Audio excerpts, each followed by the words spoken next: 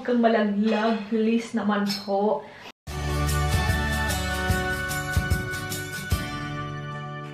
Hi guys, Rhazel here. Welcome back to my channel. Today, I will be doing another haul. And itong haul na to, medyo iba siya sa mga haul na nagawa ko. Kasi lahat na ipapakita ko sa inyo, mga warm na clothing. So, mga pang malamig sila. Kasi if you guys have been watching my vlogs, alam nyo, vlogs or sit-down video na sinasabi ko na malamig na. Kasi malamig na dito. And yeah, as you can tell, I'm wearing this. Kasi malamig na guys. And wala akong masyadong mga pang malamig na okay, so sabi ko, kailangan ko ng maraming pang malamig. Kasi lumalabas na ako araw-araw and kailangan ko na may masuot. Pag lumabas ako, you know, noon kasi, nandito lang ako sa bahay. So, kahit na malamig man, I can wear my, you know, pajamas and I'll be fine. Kasi hindi naman ganun ka malamig sa loob. So, yun. I have some stuff in here from Yoins and Rose Gal. Papakita ko muna sa inyo yung mga stuff na I got from Yoins kasi hindi siya ganun kadami. And then after that, I will show you guys the stuff that I got from Rose Gal. So itong mga to, mga ano sila, website na based sa China. Yeah, hindi sila ganun kamamahal. Pero okay naman yung quality nila. And this is going to be a try-on haul as well. You will see me wearing these clothes. Ipapakita ko sa inyo yung mga clips of me trying on the clothes. So, I'm gonna start sa mga stuff that I got from Yoins. Okay, so itong mga to, galing kay Yoins.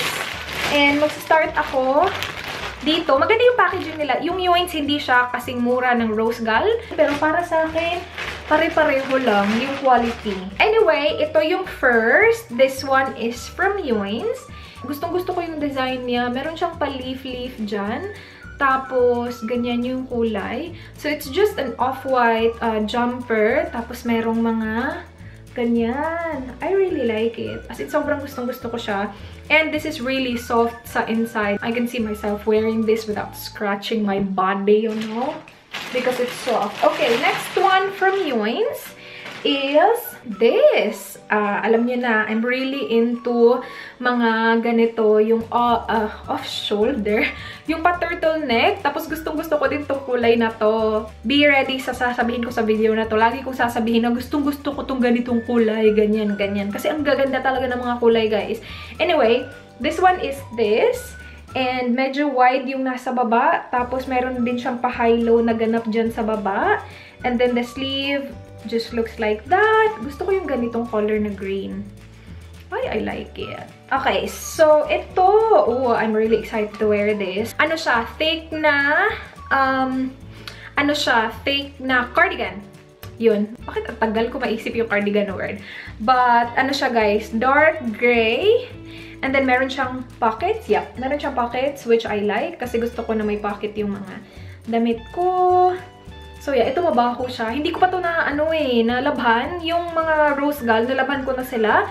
But ito hindi. Mabaho siya. So yung kaibahan niya, yung Rose Gal walang tag. Or like, meron silang tag pero Chinese, hindi Rose Gal talaga. Ito, lahat talaga merong Yoins. And yeah, this one is in the size small. And I really like this color. I cannot wait to wear that. Okay, last one from Yoins. Yoins. Parang coins. Ay, hindi pala last. Last two. Wait, ito na muna. Kasi very chill lang niya tingnan. Very chill lang kulay niya. I like black and white stripes. Well, hindi ito like white, off-white. Beige. Parang ganun. Very light beige.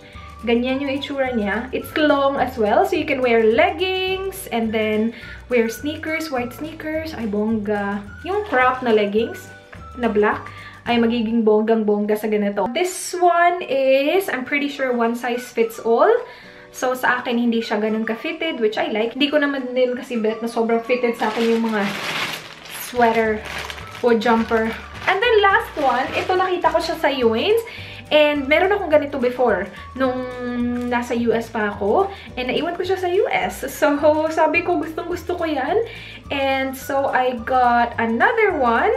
Kasi sobrang gustong-gusto ko to, guys. This one is one size fits all, I think, as well.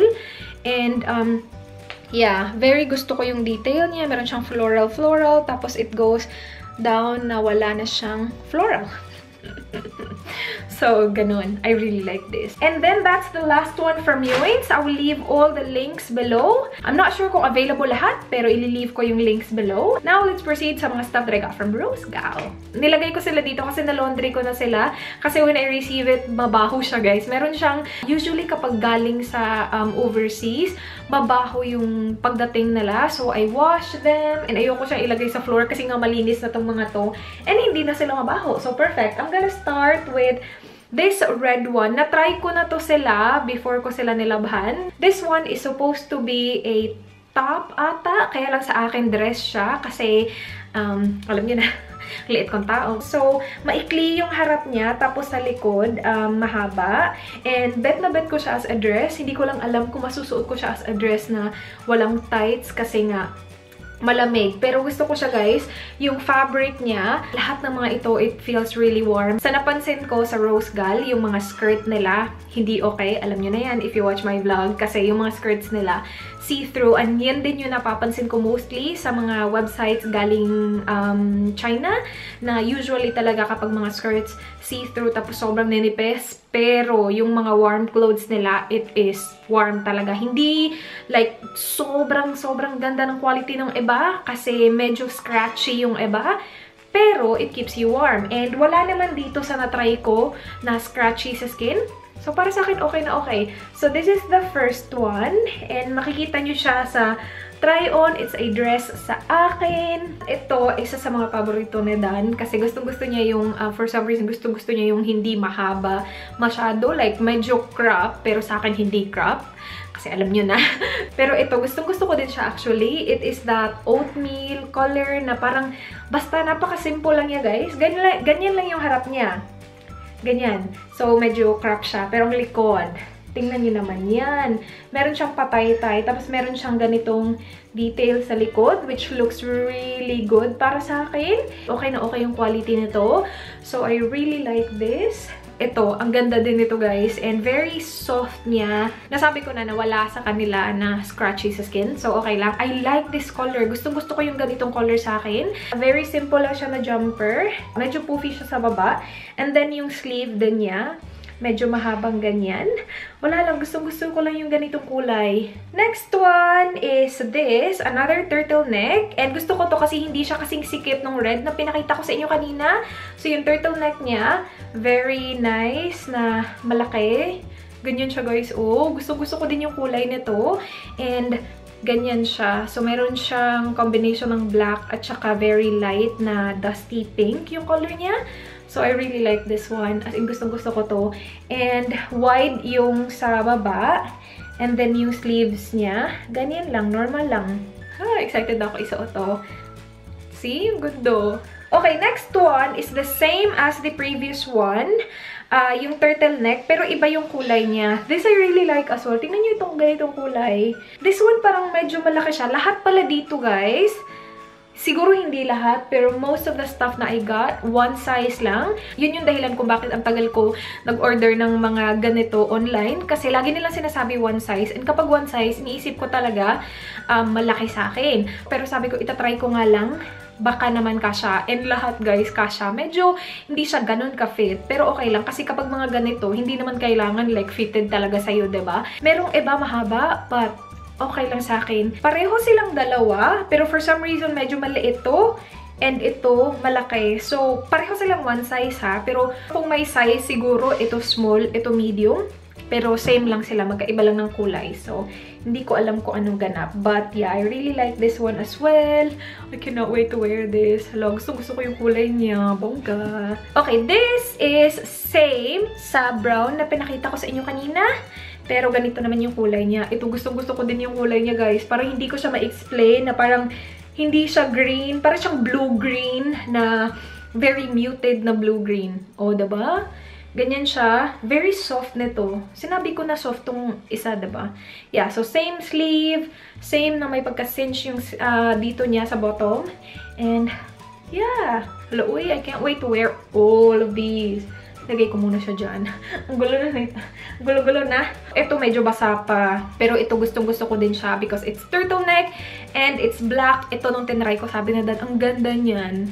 Ganda daw nito. I'm not sure if you can see, pero meron siyang iba yung pattern ng front sa likod. So, yung likod plain lang na pattern pa ganyan. Tapos front, meron siyang pabukakang ganyan. Pabukaka! Pero yeah, it looks really nice on. And very, parang sexy niya tingnan, pero hindi revealing. Nakalimutan ko tanggalin yung tag. So, nilagay ko siya sa washing machine and yung tag nandun pa rin. So, meron siyang red, white, at saka gray. Malaki siya sa akin, pero hindi like over laki tingnan. Parang lang siyang oversized na jumper. So, this one, I really like the color. It just looks like that. Medyo wide yung sa neck part niya, pero okay lang because you can wear it like that. Or like that. And ito, same siya nung first na red na pinakita ko. Yung dress sa akin kasi mahaba. But it's just in this parang, anong tawag dito? Parang lumot na green. Tapos meron siyang combination ng yellow, blue, pink, lavender. Hindi masyadong kita sa camera, I think. But yeah, dress siya. Gusto ko din yung kulay nito. See? I like it. Kaya lang, ito, medyo masikip yung ano niya sa neck niya. Tingnan niyo nga to, guys. So, yeah. Nung sinukat ko siya, hindi ko naman na pansin na masakit siya sa leeg. Pero feeling ko, like kapag nagtagal na sinuot mo siya, parang you feel like you're choked or something. Kasi maliit siya. But, yeah. Pero, gustong-gusto ko yung color, so I don't mind. And then, next, two from Rose Gal is itong fake na cardigan. So, this one, palagi ko siya nakikita sa mga Korean na sinusuot nila. Yung ganitong style. One size fits all din to. Yung sleeve niya folded like that. Tapos, meron siyang faux pocket right there. So, hindi siya totoo. And then, ganyan lang siya. Gusto ko siya kasi hindi siya as in sobrang haba sa akin. Tama lang yung length niya sa akin. And then, I got the same one in this color. So, gray siya. And, same lang siya. Same yung ganap niya sa sleeve. Tapos, ito, for some reason, wala siyang, pocket. So, yeah, hindi ko alam. Yun lang yung magkaiba sa kanila. Walang pocket. Pero, same design. Iba din yung color nila. But yeah, yun na lahat from Rose Gal. Ililive ko yung links nila below, guys. Kung nakatira kayo sa mga malalamig na lugar, I suggest na itry nyo yung sa Rose Gal. Kasi hindi siya ganun kamamahal, guys. Pero it's warm and the colors are really nice. Yung mga color din na to, same siya sa kung ano talaga yung nasa website. Yung sizing nga lang medyo off. So yeah, again, ililive ko lahat ng links below. I hope you guys enjoyed. Please like this video if you did. Please subscribe if you haven't already. I hope to see you guys on my next one. Do not forget, begin. Bye! Okay, so, oh my god. Ipapakita ko sila sa inyo. And this is going to be a try-on haul. And this is going to be a try-on haul as well. So you will show me. Is this... Oh my gosh! Nalaglag!